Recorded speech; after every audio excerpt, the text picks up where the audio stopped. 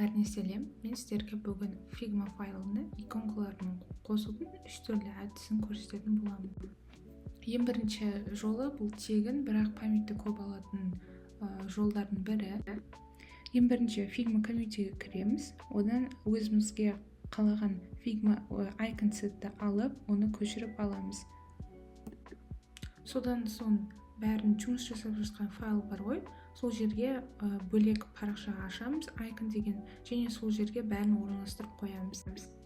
Бұл жолдың артықшылығының бірі, сіздер қайта-қайта файлға кіріп, бөлек-бөлек копировать етіп отырмайсыздар. Яғни бүкіл айкондардың бәрі сіздің жұмыс жасап жатқан файлдың ішінде бәрі тұратын болады.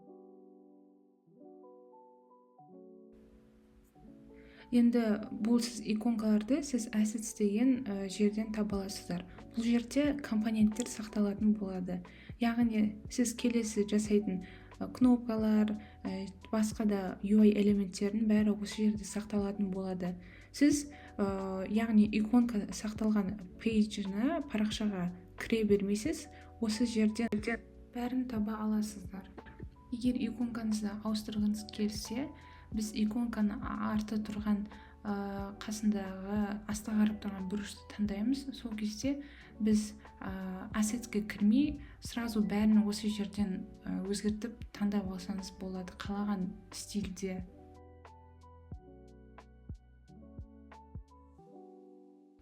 Енді келесі ақылы жолын көрсетеміз. Яғни сізде подписка болса, бұл жолы өте жақсы, себебі ешқандай памятте алмайды, бәрі дайын жерде тұрады.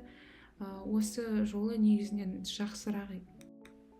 Бұл жолы енді assetsке кіріп, Publish Library батырмасын баса саласыз. Сол кезде сіздің басқа жұмыс істеп жатқан файлдарыңызда осы icon set шығып тұрады.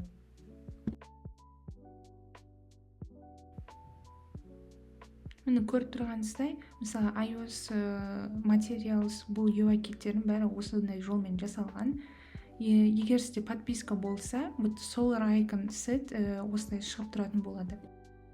Енді тағы бір тәсілі, бұл плагиндарды арқылы иконкаларды шығару жолы. Бұны егер сіз үлкен проект жасайтын болсаңыз, үлкен UI элементтерді қолданатын болсаңыз, бұл тәсілді сіздерге советовать етпеймін, себебі бөлек-бөлек шығарып отырасыздар, және бұл жерде иконкаларды ауыстыра алмайсыздар, тек қана бір түрін таңдап, сол түрін ғана қолданасыз. Көріп тұрғаныңыздай, біз тек бір-бірден ғана таңдай аламыз. Сондықтан тек постқа, постерге, баннерге осы тәсілді қолдансаңыз болады. Уақытыңызды үнемдейді.